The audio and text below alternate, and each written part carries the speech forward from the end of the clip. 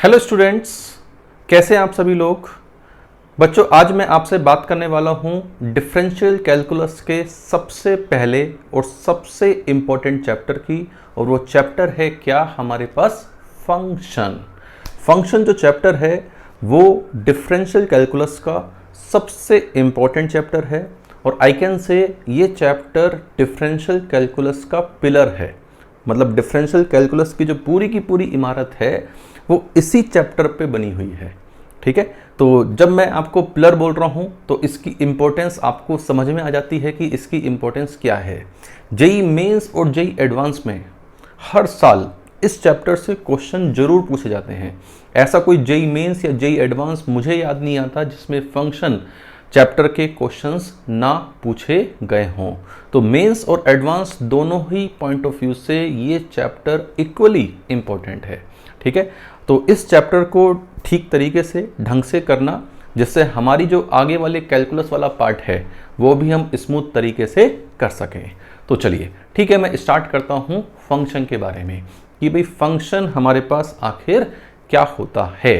भाई जैसे हमारे पास सबसे पहला ही वर्ड आया फंक्शन, तो व्हाट इज अ फंक्शन, कि भाई फंक्शन होता क्या है। व्हाट इज ए फंक्शन, सबसे पहले हमें पता होना चाहिए फंक्शन होता क्या है।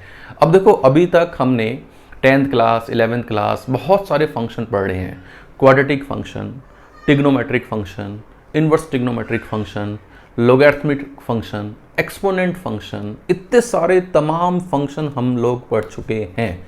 लेकिन बात ये आती है व्हाट इज अ फंक्शन, कि फंक्शन हमारे पास होता क्या है। व्हाट इज ए फंक्शन, तो function is a relation between two variable.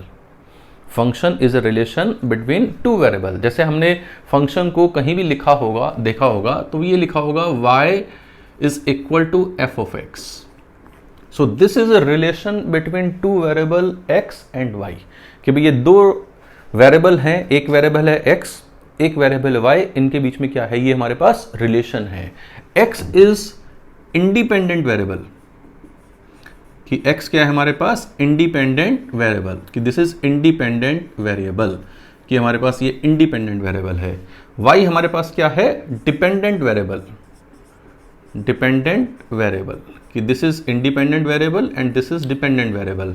Independent मतलब x इंडिपेंडेंट है, x स्वतंत्र है। हम x इनपुट x डालेंगे और जैसा x डालेंगे उससे डिपेंड करता हुआ y हमारे पास निकलेगा। इसका मतलब अगर हम इस फंक्शन को एक मशीन की तरह माने कि ये फंक्शन एक मशीन है, तो इसके अंदर हमने इनपुट डाला x, तो ये हो गया x विच इज इनपुट।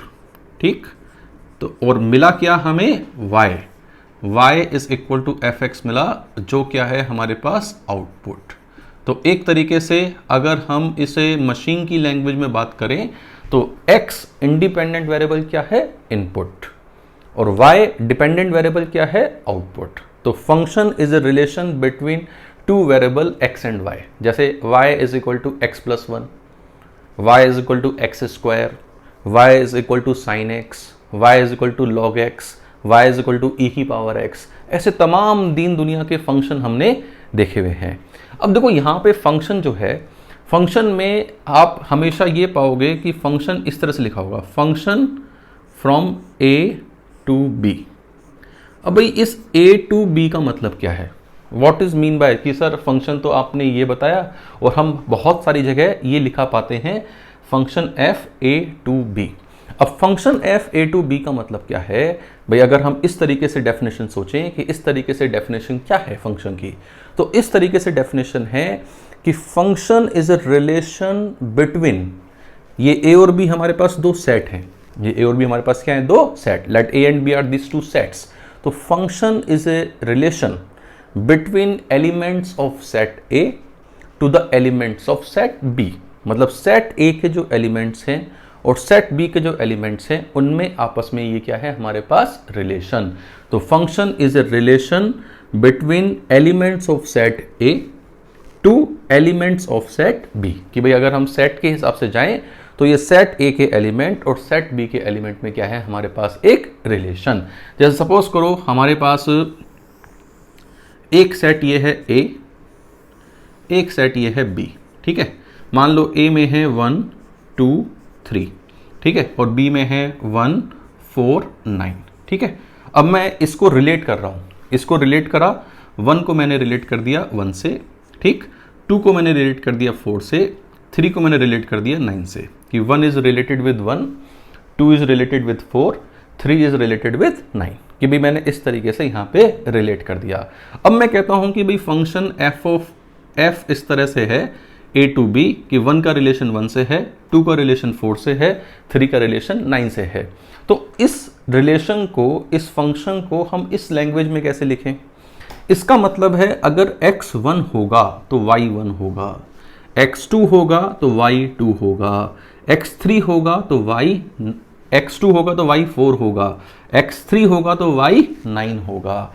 इसका मतलब f1, if x is 1 the value of y is 1, if x is 2 f2 the value of y is 4, कि y की वैल्यू कितनी है 4, if x is 3 the value of y is 9। ठीक है, तो f1 is 1, f2 is 4, f3 is 9। अब कोई इसे कहेगा कि सर वेरिएबल के साथ लिखो, तो वेरिएबल के साथ हम इसे x और y के साथ कैसे लिख सकते थे? fx is equal to x square, या y is equal to x square, fx is equal to x square। x1 है तो f1 1 है, x2 है तो f2 4 है, x3 है तो f3 9 है। तो ये हमारे पास क्या है? फंक्शन। तो फंक्शन, अब यहां पे देखो x जो है fx is equal to x square और a to b लिखा है, इसका मतलब x कौन कौन सी वैल्यू ले सकता था? x वो वैल्यू ले सकता था जो सेट A में है। x कौन कौन सी वैल्यू ले सकता था? x वो वैल्यू ले सकता था जो हमारे पास किस में है? सेट A में।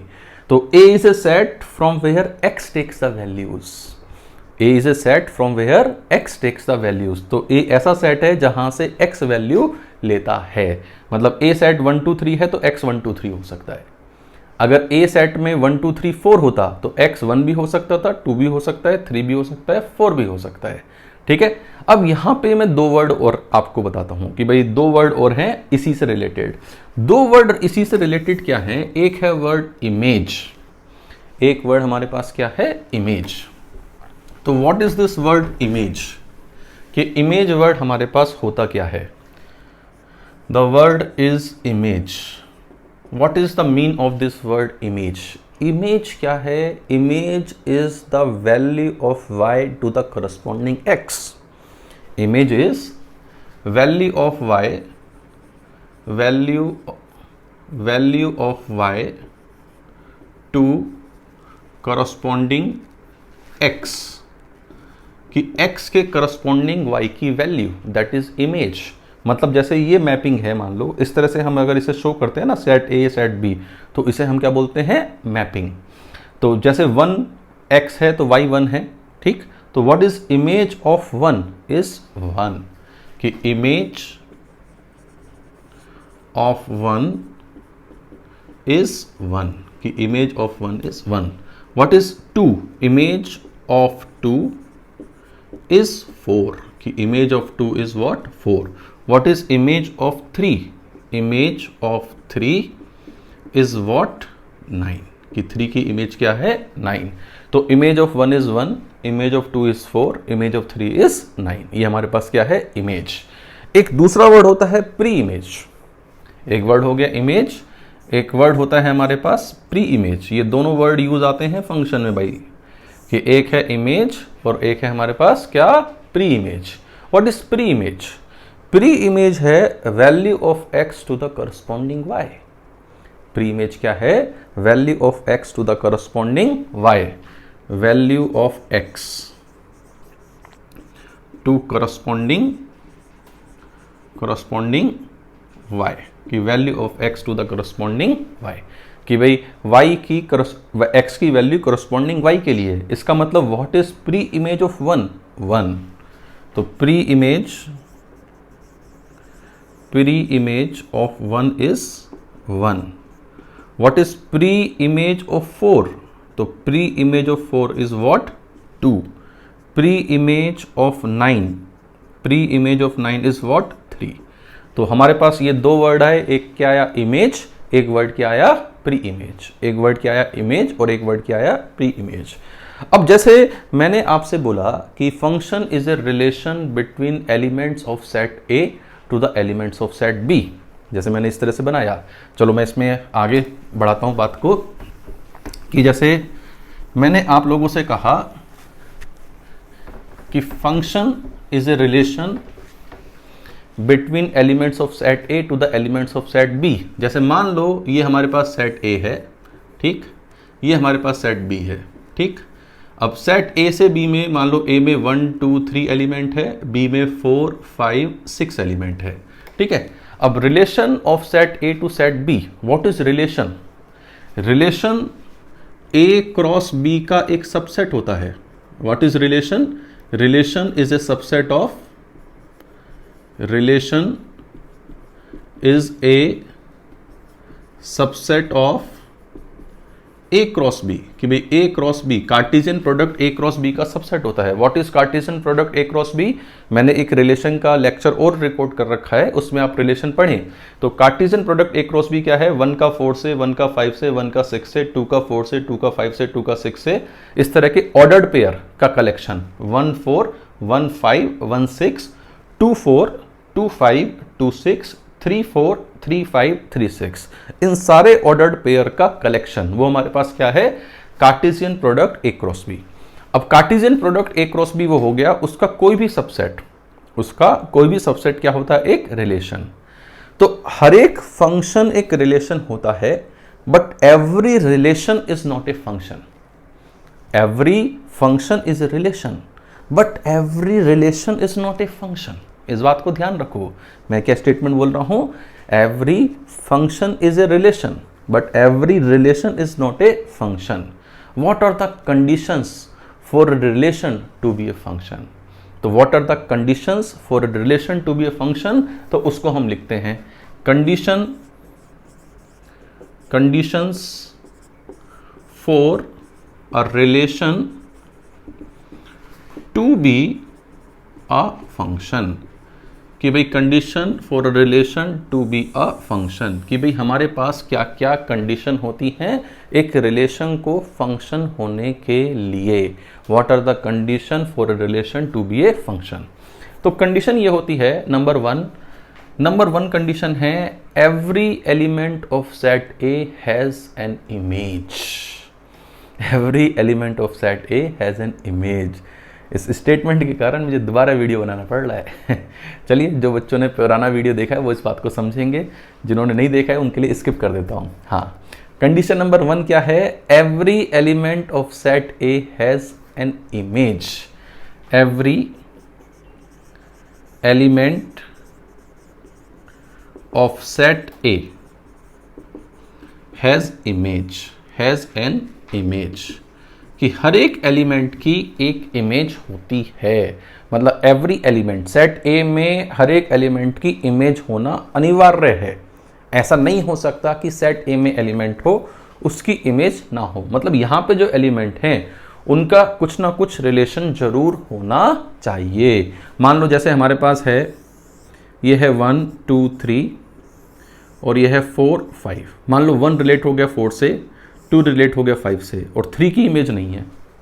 1 की इमेज है 4, 2 की इमेज है 5, 3 की कोई इमेज हमारे पास नहीं है। तो क्या ये फंक्शन है? No, this is not a function. ये हमारे पास फंक्शन नहीं होगा। This is not a function, not a function. क्यों फंक्शन नहीं है? क्योंकि 3 की कोई इमेज नहीं है। और हमारे पास कंडीशन यही है कि every element has a image, कि हर एक एलिमेंट की एक इमेज होना जरूरी है। This is condition number 1। What is condition number 2? Condition number 2 है there may exist some element in set B which do not have any pre image. There may exist there may exist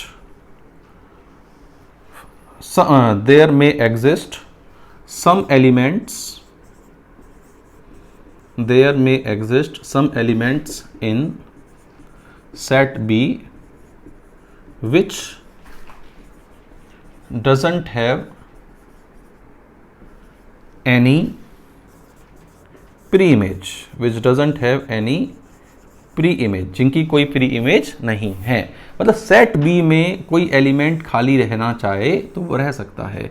1 2 3 4 5 6 7, मान लो ये हमारे पास है, ये हमारे पास है, ठीक है। तो 7 की कोई प्री इमेज नहीं है तो ये हमारे पास अलाउड है, लेकिन इन सब की इमेज होना, सेट ए के एलिमेंट की इमेज होना कंपल्सरी है।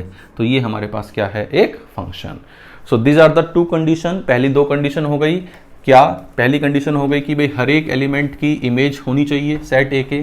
दूसरी हो गई सेट बी में कुछ एलिमेंट ऐसे हो सकते हैं जिनकी कोई प्री इमेज ना हो। सही बात। चलिए, व्हाट इज कंडीशन नंबर 3, कि कंडीशन नंबर 3 क्या है। 2 और more than 2 elements of set A may have same image in set B.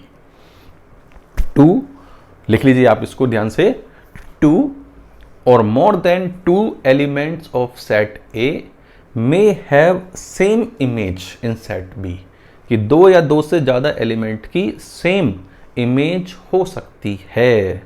Same image हो सकती है मतलब जैसे ये सेट ए है, ये सेट बी है, ये ए है, ये बी है। 1 2 3 4 5 6 7, मैं कहता हूँ 1 की भी इमेज 5 है, 2 की भी इमेज 5 है ना। मान लो 3 की 6 है और 4 की 7 है, ठीक है। तो 1 की इमेज 5 है, 2 की इमेज 5 है, 3 की 6 है, 4 की 7 है। तो क्या ये फंक्शन है? यस, ये हमारे पास फंक्शन है। इसके फंक्शन होने में कोई आपत्ति नहीं है। ठीक बात, कि 2 या 2 से ज़्यादा एलिमेंट की सेम इमेज हो सकती है। तो ये हमारे पास एक फंक्शन है। This is A function. ये हमारे पास क्या है? एक फंक्शन है। सही बात। व्हाट इज कंडीशन नंबर 4, कि कोई कंडीशन नंबर 4 क्या है? कंडीशन नंबर 4 सबसे इंपॉर्टेंट है ना।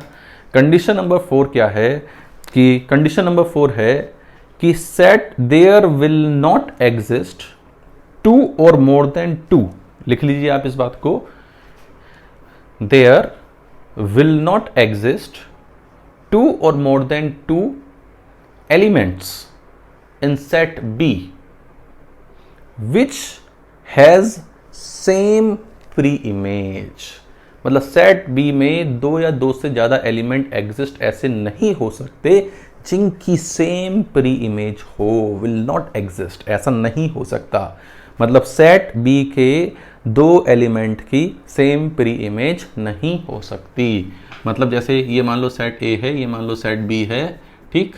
और ये 1 2 3, ये 4 5 6 7, 4 की प्री इमेज 1 हो जाए, ठीक, और 5 की भी प्री इमेज 1 हो जाए, और मान लो ये बाकी बेचारे नॉर्मल है ना। तो 4 की प्री इमेज 1 है और 5 की प्री इमेज 1 है। ऐसा हो सकता है क्या? ऐसा फंक्शन में नहीं हो सकता। रिलेशन में तो हो सकता है ऐसा, लेकिन फंक्शन में ऐसा नहीं हो सकता। So these are the 4 condition for a relation to be a function. पहली बात, हर एक एलिमेंट की इमेज होनी चाहिए।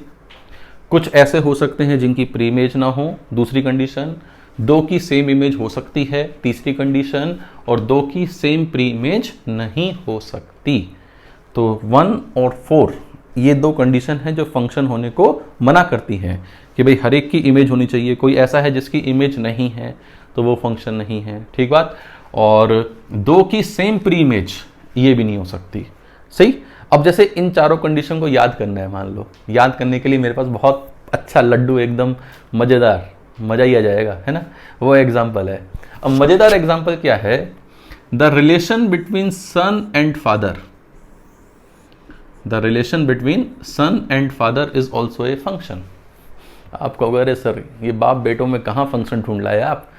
तो relation between son and father is also a function. कैसे? भाई मान लो ये जो सेट है, all son of set A, ठीक है, सारे सन इस सेट में हैं, और ये उनके फादर है। ये उनके क्या हैं? फादर। ये उनके क्या हैं? फादर, या मतलब ये सारे फादर हैं। अब पहला है कि हर एक एलिमेंट की इमेज होनी चाहिए। सही। कंडीशन नंबर 1 क्या है? हर एक एलिमेंट की इमेज होनी चाहिए। तो कंडीशन है, so every son has father. भाई हम उसको रिलेट कर रहे हैं, एवरी सन हैज़ फादर। भाई पहली क्या है? हर एक की इमेज होनी चाहिए। तो यहाँ पे क्या है? Every son has father. सही बात। दूसरा है कि कुछ ऐसे हो सकते हैं जिनकी प्री इमेज ना हो। There may be some father which do not have son. कुछ फादर ऐसे हो सकते हैं जिनके बेटे ना हो। कोई सोच रहा होगा अरे सर फादर कैसे हुए? अरे बेटा डॉटर भी होती है, डॉटर होने पे भी फादर की उपाधि मिल जाती है ना। तो there may be some father who do not have son, जिनका कोई बेटा नहीं है। सही, तो ये हो गया, ये हो गया। कंडीशन नंबर 3, 2 या 2 से ज़्यादा एलिमेंट की सेम इमेज हो सकती है। 2 या 2 से ज़्यादा बेटों के सेम फादर हो सकते हैं। Yes, a father can have, भाई 2 या 3 या 4 बेटों के सेम फादर हो सकते हैं। सही बात, यस और no, this is condition number 3। And what is this condition number 4? कि कंडीशन नंबर 4 क्या है? हंसना मत अभी यार, पहले बताने देना है ना। कंडीशन नंबर 4 क्या है? 2 की सेम प्री इमेज नहीं हो सकती। तो 2 father can not have same son. तो ये हमारे पास क्या है बच्चों? एक एग्जाम्पल था इन चारों कंडीशंस को याद करने का, कि भाई इन चारों कंडीशन को हम कैसे याद कर सकते हैं। ये उसका एक हमारे पास एग्जाम्पल था। ठीक, जैसे हम एक एग्जाम्पल और लेते हैं। आपको ये बताना है कि वो फंक्शन होगा या नहीं होगा। आपको ये बताना है कि वो फंक्शन है या नहीं है। ठीक, जैसे हमारे पास फंक्शन है f whole number to natural number, w is a set of whole number और n is a set of natural number. और फंक्शन मैंने इस तरह से बनाया है f(x) is equal to x square, f(x) is equal to x square. ठीक, मतलब जो रिलेशन है वेरिएबल्स में वो इस तरह से बताया है। अब बताओ दिस इज ए फंक्शन और नॉट, ये फंक्शन है या नहीं है। अब देखो यहाँ पे होल नंबर से, होल नंबर मतलब 0 1 2 3 एंड सो ऑन, और नेचुरल नंबर मतलब ये होल नंबर हो गए, ये नेचुरल नंबर हो गए। नेचुरल नंबर मतलब 1 2 3 4 5 6 7 8 9 एंड सो ऑन। ठीक है, बड़ा कर देना इसे थोड़ा, ये हमारे पास हो गए नेचुरल नंबर। अब यहाँ पे अगर मैं देखूँ 0 पे तो 0 आएगा और यहाँ पे 0 है नहीं, इसका मतलब 0 की इमेज यहाँ नहीं है, तो 0 बेचारा कहीं मैप हो पाएगा? नहीं हो पाएगा। चलो 1 1 से मैप हो गया, 2 4 से मैप हो गया, 2 3 9 से मैप हो गया। ठीक, लेकिन 0 किसी से मैप हो रहा है? 0 किसी से मैप नहीं हो रहा। तो 0 किसी से मैप नहीं हो रहा तो ये फंक्शन नहीं है। This is not a function. कि भाई इस तरह से कुछ अगर लिखा हुआ है तो वो हमारे पास फंक्शन नहीं है। This is not a function. ठीक बात। जैसे मान लो हमारे पास ये लिखा हुआ है f इंटीजर 2 या फिर नेचुरल नंबर 2 होल नंबर, या नेचुरल नंबर 2 इंटीजर्स लिखा हुआ है, ये नेचुरल नंबर 2 इंटीजर्स लिखा हुआ है। सही।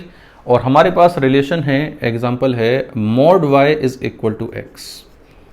अब बताओ ये फंक्शन होगा या नहीं होगा। एग्जांपल है कि दिस इज ए फंक्शन और नॉट। अब यहाँ पे नेचुरल नंबर है मतलब 1 2 3 एंड सो ऑन। ठीक, यहाँ पे इंटीजर्स हैं, सारे इंटीजर्स, तो मतलब नेगेटिव भी आएंगे, -1 0 1 2 और -2 एंड सो ऑन। ठीक है। अब यहाँ पे अगर हम इस रिलेशन को देखें, mod y is equal to x, मतलब x अगर 1 है, अगर मैं x 1 रखता हूँ तो mod y is equal to 1, तो y कैन बी +-1।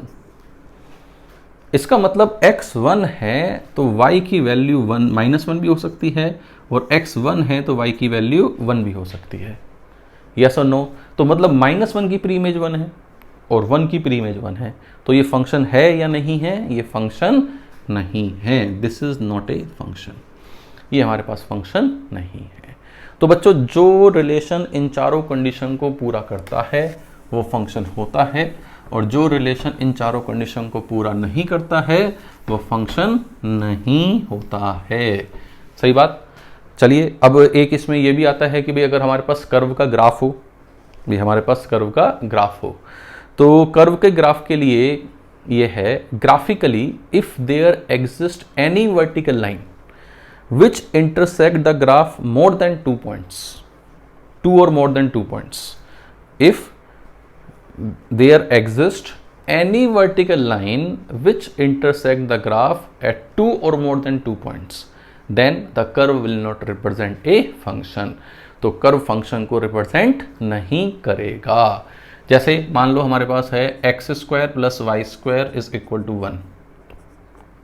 अब x square plus y square is equal to 1 ये कर्व फंक्शन को रिप्रेजेंट करता है या नहीं करता है? अब देखो x square plus y square is equal to 1 ये एक सर्कल है, ठीक बात, ये हमारे पास क्या है, सर्कल, ठीक। अब मैं कहूँ कि भाई एक ऐसी वर्टिकल लाइन जो इसको 2 या 2 से ज़्यादा बार काटती हो, मिल रही है? हाँ मिल रही है भाई, ये लाइन है 2 या 2 से ज़्यादा बार काट रही है, मिल रही है, तो ये फंक्शन होगा नहीं होगा? So this curve will not represent a function. क्यों नहीं कर रहा है? क्योंकि देखो इस पर्टिकुलर एक्स के लिए वाई की 2 वैल्यू आ रही है, या फिर इन 2 वाई की प्री इमेज सेम है, इन 2 वाई की प्री इमेज सेम है, तो ये फंक्शन नहीं है। जैसे सपोज करो हमारे पास एक और एग्जांपल लेता हूं, जैसे y square is equal to x. अब y square is equal to x ये फंक्शन है या नहीं है?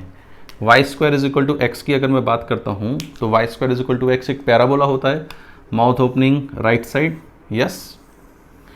अब ऐसी वर्टिकल लाइन मिल रही है जो इसे 2 बार काटे, यस मिल रही है, हाँ या ना, कि भाई इसे 2 बार काटने वाली वर्टिकल लाइन, 2 या 2 से ज़्यादा बार काटने वाली वर्टिकल लाइन मिल रही है, तो ये फंक्शन होगा? नो, ये फंक्शन नहीं होगा। This can not represent a function, ये फंक्शन नहीं होगा, ठीक बात। जैसे मान लो मेरे पास है y is equal to mod x plus 1। अब y is equal to mod x plus 1 अगर मैं इसका ग्राफ बनाऊं तो मोड एक्स प्लस 1 का ग्राफ हमारे पास क्या आएगा?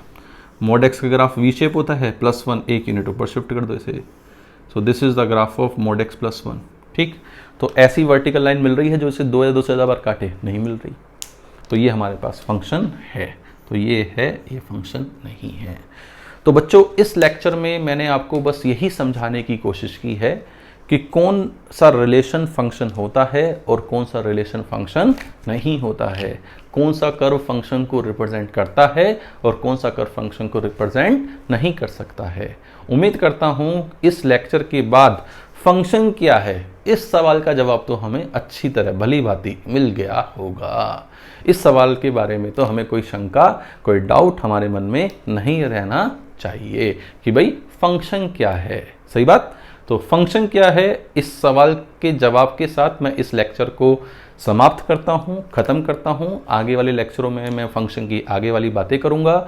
अगर आपको ये वीडियो पसंद आया है, अगर आपने इस सवाल का उत्तर ढूंढ लिया है कि फंक्शन क्या है, तो इस वीडियो को लाइक शेयर जरूर करना, और कोई फीडबैक है तो उसे कमेंट बॉक्स में ज़रूर लिखना। Thank you very much.